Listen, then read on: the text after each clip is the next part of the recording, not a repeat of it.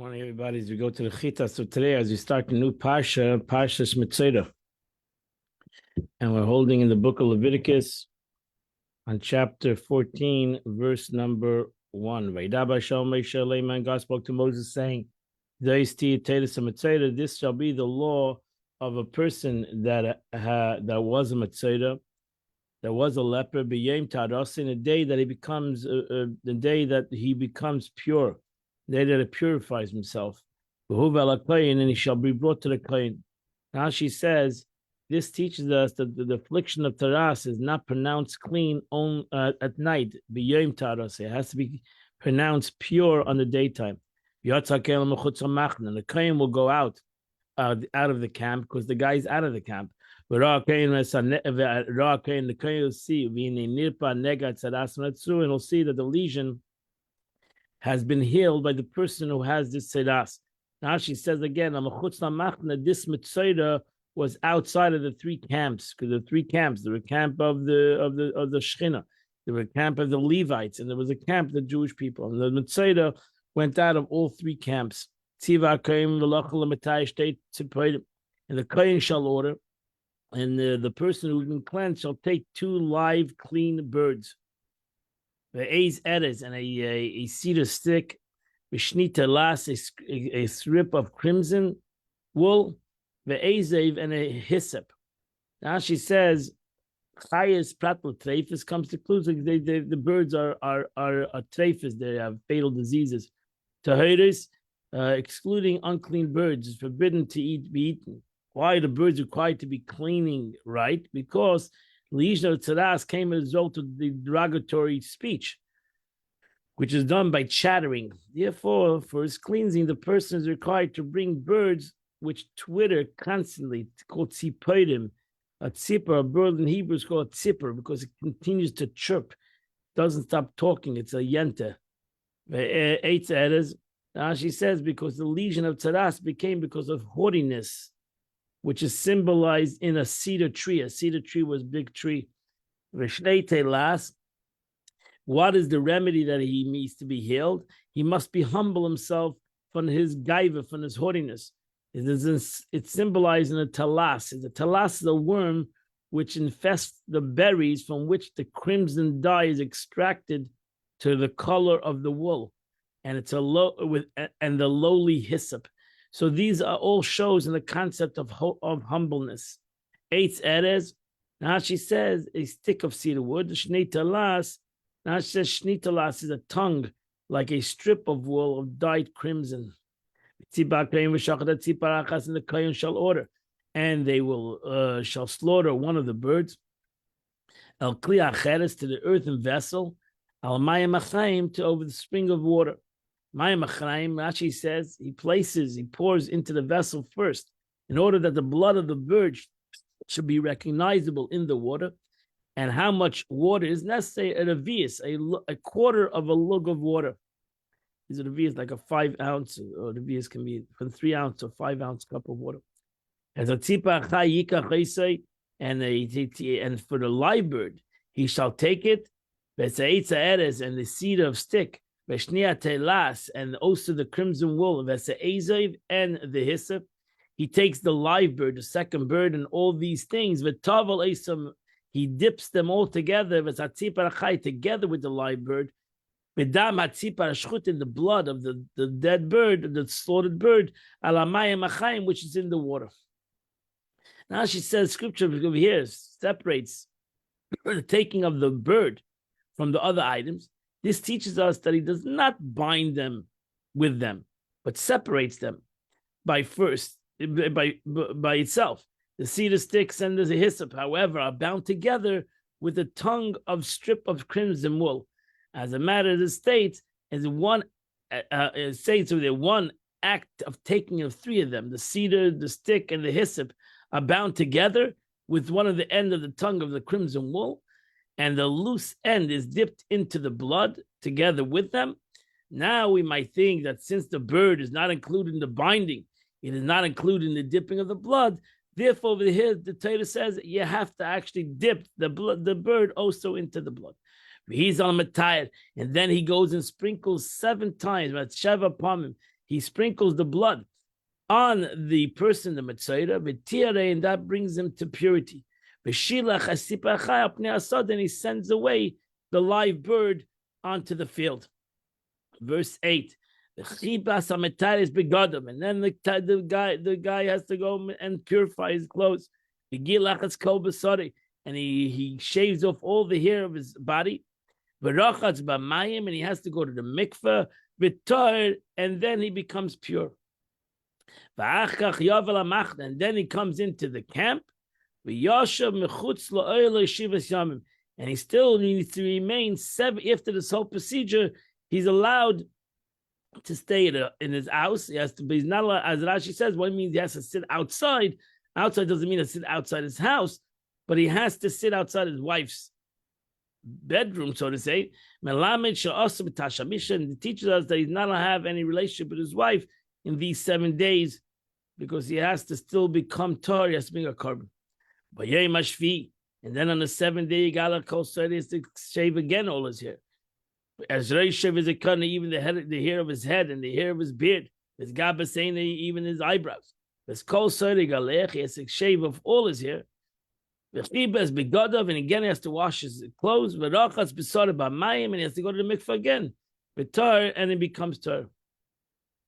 Now she says general statement, and you have a particular statement, and they have a general statement, namely that the head, the beard, and the eyebrows, following in turn, only general statement, namely all hair, and conclude shaving every place where hair grows, bunch, and is visible. That's what the Torah wants to tell us, like a beard that is visible. He doesn't have shaved places that are unvisual. And in the 8th day, he has to take 2 unblemished male lambs. Tamimim, and 1 unblemished ewe. Bashnose, in a year, Tamima, complete, unblemished. Shloisha selim seilas, and he has to take 3/10 of an ephah of fine flour. Belulu bashemen mixed with oil.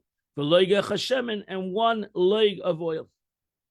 Now she has the first kafsa achas. What is the separate of the separate? 1 male lamb and 1 ewe lamb were to be sacrificed, 1 as a burnt offering and 1 as a sin offering. Although the scripture does not specify which animal was which sacrifice, however, since the female animal was never brought as a burnt offering, it is obvious that the male animal was burnt as a sacrifice, as a sin offering. The kevis, because the male was brought as a oilah, and then he brought 3 ephahs of flour for the libation to accompany the libation. For these 3 lambs, unlike the sin offering and the guilt offering, the sin offering and the guilt offering of one of the stricken tzadas requires the libation of sachem, which is the libation, the wine and the flour. Why do you bring a leg of oil to sprinkle on his behalf? As you'll soon see, the Torah tells us where we sprinkle the oil upon. It's placed on the cartilage of his ear and the application of the thumb and the big toe, as it says in the next verses. And the kohen who's performing the cleansing shall place the person being cleansed together with them. Lifnei Hashem Pesach Elomer should come before the entrance of the tent of meeting. Now she says in the Beis Hamikdash, where was that? The Shad HaNikanor.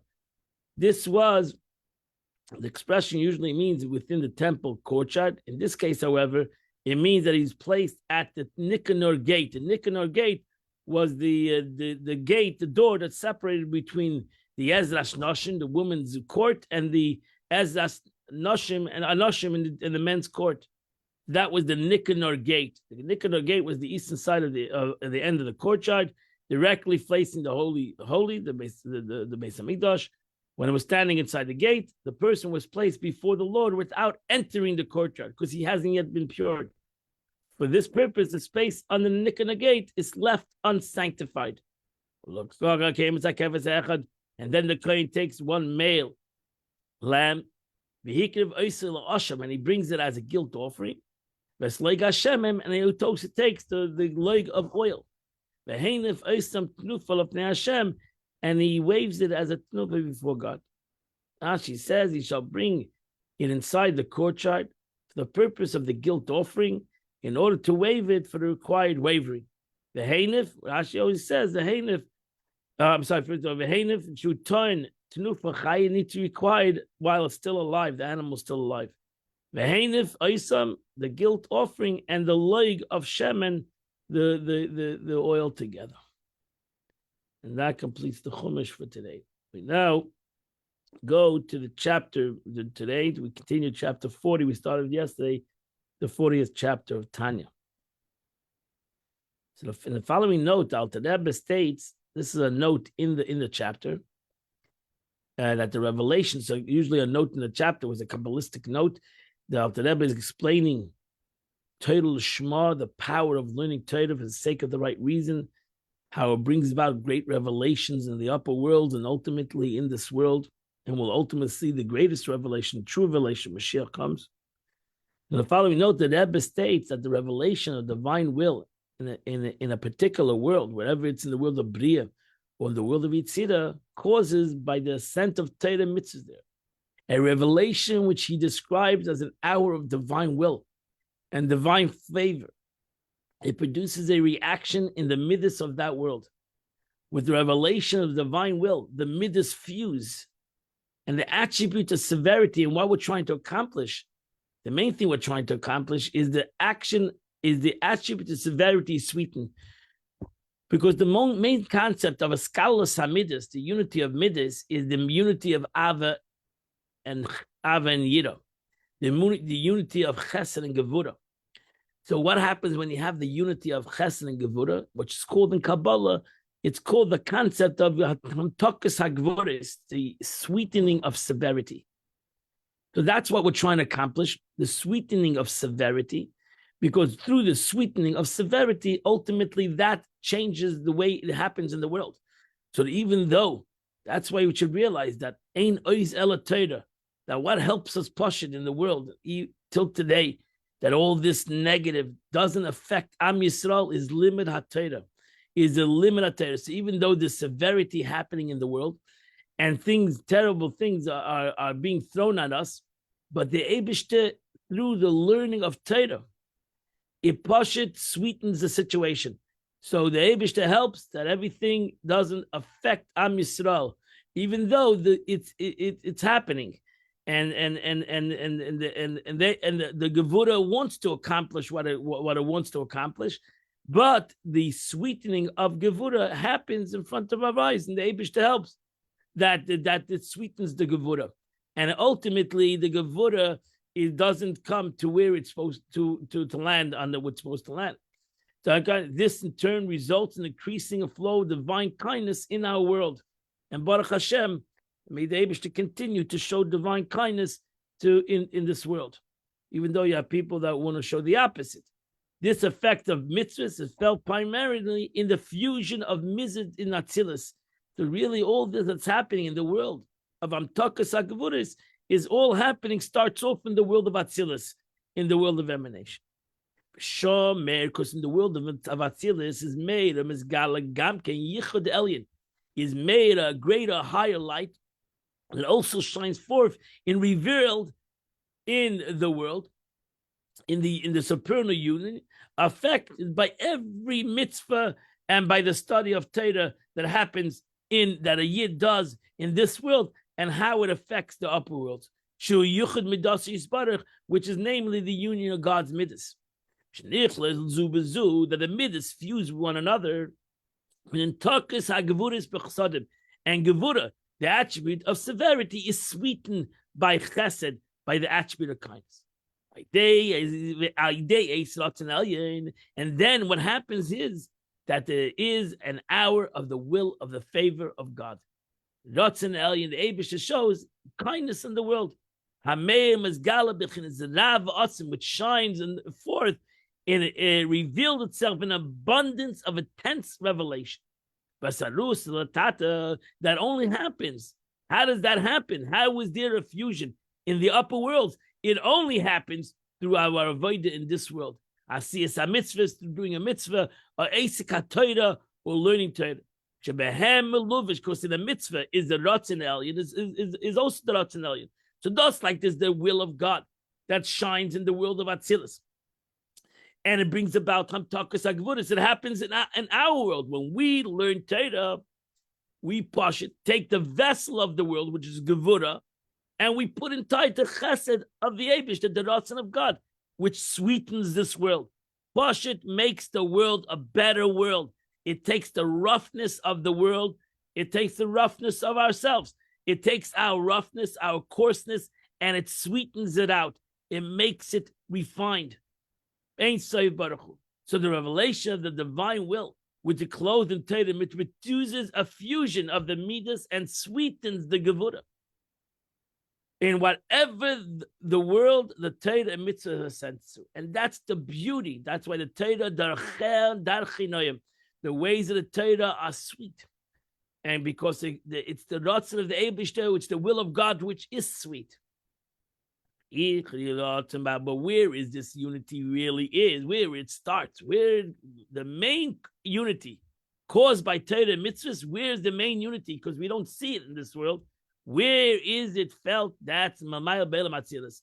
This is felt in the world of Atzilus. Because there is the core. Where starts Chesed of Atzilus. That's where the Olam, that's where the Midas of Chesed starts to begin with, in the world of Atzilus. Before the world of Atzilus, there's no Chesed. Chesed is not it's Ein Sof. It's an infinite light. You can't categorize it. You can't say a name even Chesed. So where starts off the whole concept of this aspect, of the refinement, of the physical and the Gevura and the severity, all starts off in the world of emanation. Because over there, everything is unified. In Matzilos and Ein Sof, they're all unified with their emanator, which is Ein Sof, the infinite light of God. And over there is found the core and the essence of the will of God, which the blood of God, the blessed Ein Sof. And only a glimmer of that radiation that radiates in the world of Bria, and ultimately in the world of Yetzirah, and ultimately in the world of Sir. In each word according to its rank.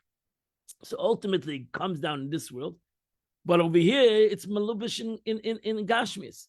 So over here, Baruch Hashem, we take Gevura and we you could say you almost could say it's not a miracle. We knock down the Gevura, but really it's a miraculous situation. Pashit, a miracle. It's hamtakas agvuras. It's pashit. You have to mashabeach the Eibishter that you see the hamtakas agvuras through man, through Gashmis. We see the pashit that the Eibishter refines the world and sweetens severity in this world. And this is the way it ultimately comes down to the Kol market. So nevertheless, he's able to affect unity in the midas of Atzilus because of the supernal will, which is enclosed in this mitzvah. And that's why every mitzvah, because a mitzvah is the ratzon of God, the will of God. And a Torah is the wisdom of God. So every mitzvah I do, I reveal a ratzon of the Eibishter, which is automatically Hamtakas Agavudas. And that's why the whole concept of davening is Yehi Ratzon. May it be a new will. May it be God's will. Yehi Ratzon. May it be the Eibishter's will. And before we daven, before we learn Yehi Ratzon, may it be God's will. And that is the pasha that is closed in the words of Allah and in the Torah, which I'm learning right now, is put into it the will of God. I'm the vessel. My words are the vessel. My brain is the vessel. All of this is a vessel which encloses himself, self-understood. What is Ratzon HaKadosh Baruch Hu? What is Ratzon HaKadosh Baruch Hu? And automatically, self-understood, it elevates my words. It elevates myself, even though I don't see it, because over here, I don't see this revelation. But where is this revelation happening? It's happening in the upper worlds. This is the supernal will, is godliness, and is Ein Sof light of the emanate of God Himself, of the sphere of Atzilus, and he and his will are one. As the Rambam writes, he and his will are one. This supernal will is actually the source of the midas, since it was by his will that he emanate his midas, which are united with himself. And that's a very deep concept of Chassidus in general, that Ur and Keli is really, the Keli comes from the Ur. In the world of Atzilus, the Kalim come from the Ur. That even though they're a vessel, they come from the Ur. Why? Because both the Ur and the Keli is both there for the sake of God. So over here also, the body and the soul is both the same. Even though the body is coarse and physical and the soul is spiritual, but they're both the same concept, because the Eibishter created the body and the soul. And therefore the Eibishter created the body and the soul, that they should go together. Because God wanted a body and a soul, because no purpose in the soul without the body, and there's no elevation of the body without the soul. And therefore, they're actually both are the will of HaKadosh Baruch Hu. The Eibishter had a will in the soul, self-understood, revelation of godliness, and the Eibishter had a will in the body, because the way you reveal godliness in this world is through the body. So both of them are the will of HaKadosh Baruch Hu. Ultimately, in the will of God, there's no difference between the body and the soul, because both of them have their purpose. So that's why Yoitzer Or Uvayda Chayshach. In essence, that we say the same thing in Daven. The Eibishter created light and darkness. Both of them are created. Good and evil. Who created evil? The concept of evil, the potential of evil, is God. In essence, gave the capability of a potential of evil. When there'll be revelation of godliness in the world, there won't be a potential of evil. Nobody will want to do evil. There won't be no potential of evil. Now that there is a potential, who gives the potential of evil? Because the Eibishter wanted it. The Eibishter wanted it. A human being with Hamtakas HaGvuras would take evil, take Choshech, bring light into it, and you'll nullify evil automatically. It'll be an easy fix. And that is done. The easiest way to do it. That's why the Rebbe would say, "Anan Paul di Amamanani." He would say the Gemara. The Gemara says, "We are the workers of the day. We are the workers of light." That's the way we need to fix evil. A fight with evil. Evil is very powerful. Thus do good. Thus do Torah and mitzvahs. You will rectify evil. The more Torah and mitzvahs you do anywhere in the world, you're going to bring about a rectification in the world. And what people think work, it works because of Hamtakas HaGvuras, because of the sweetening of Gvuras, because Yidden are learning Torah and Yidden are doing mitzvahs. That's why the world, it will ultimately be victorious over evil through Hamtakas HaGvuras. That's the way it goes. There's no other way. And because if not, with the Torah mitzvahs that we do, we would not overcome evil. It would be too powerful. The coarseness of the world will be too powerful to overcome the evil, the darkness of the world. So that's the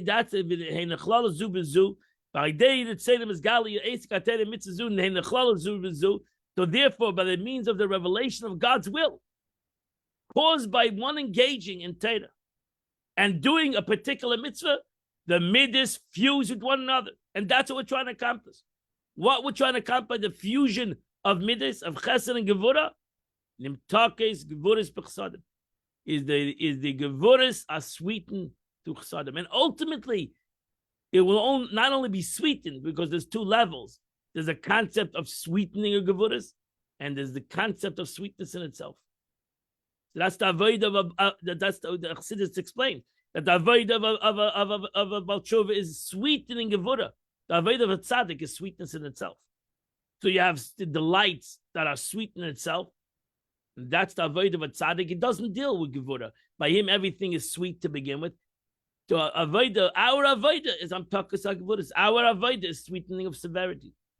Taking severe objects, salt and pepper, and mixing it into food, and sweetening and making it a delicacy, which is a truly beautiful delicacy. That's why the Chassidus explains why Yitzchak wanted Esav to make the delicacy. He knew that he was a Rasha. He was hoping that he would sweeten his severity through him doing a mitzvah and doing this mitzvah that his father asked for him. He would actually sweeten it, and that's why he told him, "Don't steal." That's why Yitzchak couldn't eat from his food, because he ultimately stole the food. He couldn't capture the food as the medrash. He didn't capture the food. Yitzchak said, "Do me a mitzvah," but he couldn't capture the food. It was a bad day for him, so he decided to steal, and he couldn't eat from the food.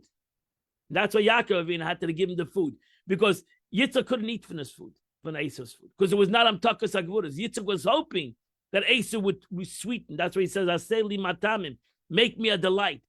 Take your Gevura, Esau is Gevura, sweeten it, and it'll be a true delight to me, because you'll do a mitzvah, don't steal, do it right, and you'll give me a delight. He couldn't do that. He stole it ultimately. And that's why Yitzchak could not eat the food. And he had to eat Yaakov's food. So, but ultimately, the Avodah is to elevation of Esau. The Avodah is to sweeten the world. And that's the Avodah of Abeinani. That's our Avodah. Nintaka is Gevuras b'chasadim. Then the Gevura, severity is sweetened by kindness. At this hour of very favor will. That they have then you have a Susa de Leila. And the Eibush says, wow, I push it, enjoy this food. I enjoy this avodah, even though I understand the greatness of the avodah of a tzaddik, but I have a great delight in the avodah of a Baal Tshuva that takes this world, takes the coarseness of this world, and creates an eis ratzin by the Eibishter, creates an unbelievable desire by God, because our avodah sweetens the world, and that's the beauty of our service. Irrelevant what level we're in, irrelevant what situation we're in, we sweeten this world of its darkness. God bless you all. Today is the 6th day of the month, which is chapter 35 to chapter 38. If you do those 4 chapters, you do the chitas of the day. I invite you again in Mitzshem on 10 o'clock. We'll continue to sweeten the world. We'll continue to learn Chassidus at 10 o'clock, either at the JEI in the shopping center or at Zoom, Torah Direct. God bless you all. Have a wonderful and beautiful day. See you tomorrow, 8 o'clock. We'll continue to learn the Chitas of the day. Thank you, Rabbi.